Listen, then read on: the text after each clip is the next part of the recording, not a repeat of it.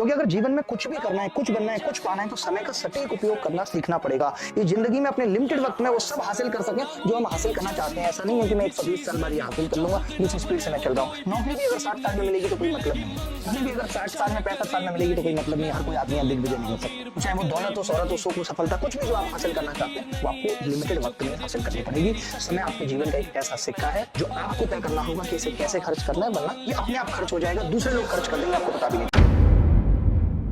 देखिए, कहने को 24 घंटे हैं लेकिन सच में इतना समय हमारे हाथ में होता नहीं है।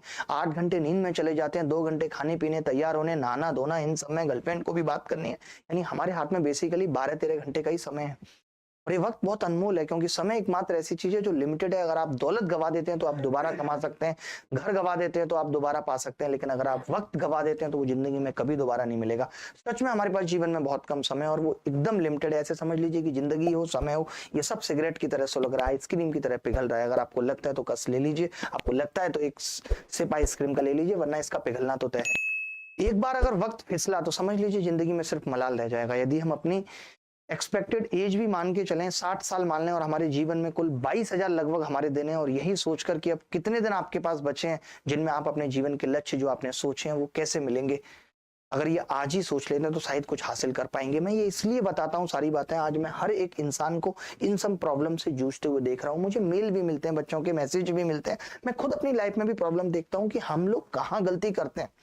क्योंकि अगर जीवन में कुछ भी करना है, कुछ बनना है, कुछ पाना है तो समय का सटीक उपयोग करना सीखना पड़ेगा। ये जिंदगी में अपने लिमिटेड वक्त में वो सब हासिल कर सकें जो हम हासिल करना चाहते हैं। ऐसा नहीं है कि मैं 120 साल बाद ये हासिल कर लूंगा जिस स्पीड से मैं चल रहा हूँ। नौकरी भी अगर 60 साल में मिलेगी तो कोई मतलब नहीं है।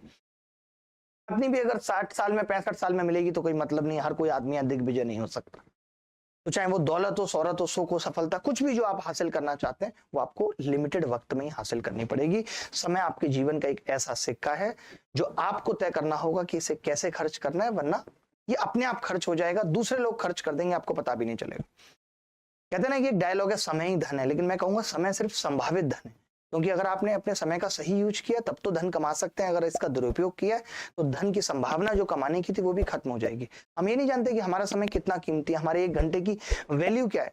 आप सोचिए, अगर आज से 1 साल बाद आपकी नौकरी लगती है और आपको 64,000 रुपए मिलते हैं और आप महीने में 20 दिन 8 घंटे काम कर रहे हैं, यानी कुल मिलाकर 160 घंटे काम कर रहे हैं। इस तरीके से अगर 64,000 को 160 से भाग दें तो आपके 1 घंटे का मूल्य 400 रुपए। और आप सोचो कि आज आप दिन में 4 घंटे भी बर्बाद कर रहे हो तो हर दिन आपको 1600 का लॉस हो रहा है, और महीने में 48,000। अगर ऐसा सोचेंगे, ऐसा सोचने लगेंगे तो अपने आप आंखें खुलती चली जाएंगी। वक्त की बर्बादी आपको बताएगी कि आपको ये फाइनेंशियल लॉस भी दे रही है, हर दिन आप नुकसान में जा रहे हैं। तो आज से ही सही तरीके खोजने होंगे कि कैसे वक्त बचाना है और उसको एक वैल्यू क्रिएट करनी है। इतना भी नहीं कि आज हम उन चीजों को खरीदने लायक पैसा कमाने के पीछे इतना पागल हो जाएं कि बाद में इतने बिजी हो जाएं उन चीजों का आनंद भी ना ले सके। घड़ी को देखते रहने से कुछ नहीं होगा, वही करना है जो घड़ी कर रही है। जैसे वो चलती है वैसे आपको भी चलते रहना है। जिस तरह आप अपने पैसों का हिसाब किताब रखते हैं उसी तरह समय का भी रखना पड़ेगा। हम जैसे सोचते हैं कि पैसा कहाँ खर्च हो रहा है, वैसे ही वक्त भी सोचना पड़ेगा कि कहाँ जा रहा है। एक डायरी लें और 1 सप्ताह का ये रिकॉर्ड रखें कि आप किस काम में कितना समय खर्च कर रहे हैं। एक दिन संडे बैठकर सोचना है मोबाइल पर कितने घंटे बात की है महिला मित्र से, इंटरनेट पर कितना कुछ देखा है, रील शॉर्ट में कितना वक्त गया है, इस सब का हिसाब लगाना होगा। टके की बात यह है कि किसी नई चीज को करने के लिए कोई पुरानी चीज तो छोड़नी पड़ेगी। अगर आपको कोई चीज पानी है तो उसकी कीमत चुकानी पड़ेगी। अब चूंकि आप समय का सर्वश्रेष्ठ उपयोग करना चाहते हैं इसलिए आपको उसकी भी कीमत चुकानी होगी। और पुरानी चीजों को छोड़ने से मेरा मतलब है जिन चीजों में आप समय बर्बाद कर रहे हैं। मैं देखता हूँ, खुद ऋचा को देखता हूँ, पूरे दिन मोबाइल पे गेम खेल रही है, मान लेते 2 घंटे गेम खेल रहे हैं। अगर इसको कुछ अच्छा करना है तो इसको यहां से अपने 2 घंटे बचाने पड़ेंगे, क्योंकि पुरानी चीजों को छोड़ने के लिए अपने दिल का पत्थर तो रखना पड़ता है। उतनी ही निर्ममता से एनालिसिस करना है जितनी निर्ममता से कोई सर्जन सीने पर चीरा लगाता है कि समय की फिजूल खर्ची को रोकना है किसी भी हालत में। आपको ये पता लगाना है कौन सी एक्टिविटी जो आप कर रहे हैं वो यूजलेस है, या किन एक्टिविटीज में आप जरूरत से ज्यादा समय दे रहे हैं जिन्हें छोड़कर या जिनमें कटौती करके हम अपना समय खाली कर सकते हैं। क्योंकि अपने समय को खाली किए बिना आप नई चीजें शुरू ही नहीं कर पाएंगे। अगर आप अभी केवल तैयारी कर रहे हैं, अब आपको कल से मॉक टेस्ट देना है तो आपको अपने रील्स में से 1 घंटा कम करके मॉक टेस्ट देना पड़ेगा। आप अपनी तैयारी में से नहीं कर सकते क्योंकि ये तो आपका प्राइम काम है। आज मैं आपसे पूछता हूं कि आप कितना समय बर्बाद करते हो। आप टेस्ट में आकर जवाब दे दोगे मैं तो जरा भी समय बर्बाद नहीं करता। यह इंसान का नेचर है। हर इंसान को यही लगता है वह जो कर रहा है सही कर रहा है, वह जानता ही नहीं है कि वह कुछ गलत कर रहा है। अगर उसे मालूम होता कि कोई चीज गलत कर रहा है तो उसे करता ही नहीं। आज आप देख लीजिए, छोटे भाई को बोल के देख लीजिए मोबाइल बहुत यूज करता है, कहाँ करता हूँ, इतना तो नॉर्मल है। पत्नी को बोल के देख लीजिए, अरे इतना तो नॉर्मल है, इसमें क्या हो गया, इसमें कौन सी बड़ी बात है। किसी को भी बोल के देख लीजिए, वो समझेगा ही नहीं इस बात को, क्योंकि आपको वास्तव में एहसास है ही नहीं कि आपका कितना समय बेकार की चीजों में जा रहा है और कहां जा रहा है। और अगर आपका कोई लक्ष्य नहीं है तो आपका सफल होना बहुत मुश्किल है। फिर सफल होना भी क्यों है? अगर आप यही नहीं जानते कि आपको कहां पहुंचना है तो आप कहीं नहीं पहुंच सकते। किसी भी यात्रा पर जाने से पहले आपको ये पता लगाना पड़ेगा कि आप जाना कहां चाहते हैं, और उसी तरह आपको रास्ते भी बनाने पड़ेंगे, फिर तभी आप वहां पहुंच सकते हैं। और अगर आपकी कोई मंजिल ही नहीं है तो वहां तक पहुंचने की कोई योजना कैसे बनाएंगे, उस दिशा में चलेंगे कैसे? अगर जीवन में कुछ करना चाहते हैं तो जान लीजिए कि लक्ष्य के बिना काम नहीं चलेगा। एक लक्ष्य डिसाइड करना पड़ेगा। लक्ष्य दो ही तरह के होते हैं, नॉर्मल टारगेट और फिक्स टारगेट। सामान्य लक्ष्य जैसे मैं और ज्यादा मेहनत करूंगा, मैं अपनी इफिशियंसी बढ़ाऊंगा, मैं अपनी एबिलिटी इंक्रीज करूंगा, ये सब फिक्स सामान्य लक्ष्य है। लेकिन फिक्स टारगेट, मैं हर दिन 8 घंटे काम करूंगा, हर महीने 30,000 रुपए कमाऊंगा, या मैं सॉफ्टवेयर डिजाइनिंग का कोर्स करूंगा, जिनको मापा जा सकता है। तो ये दो टारगेट जीवन में हर एक इंसान के होने चाहिए। लक्ष्य जितना क्लियर होगा, हमारे सफल होने की संभावना उतनी ज्यादा होगी। अमीर बनने का मतलब है पैसा होना, बेहद अमीर बनने का मतलब है समय होना। और आपके पास आज समय है ही नहीं। आपको पता है कि नौकरी पढ़ने से मिलेगी, और लोगों के पास पढ़ने का ही वक्त नहीं है। कमाल की बात है।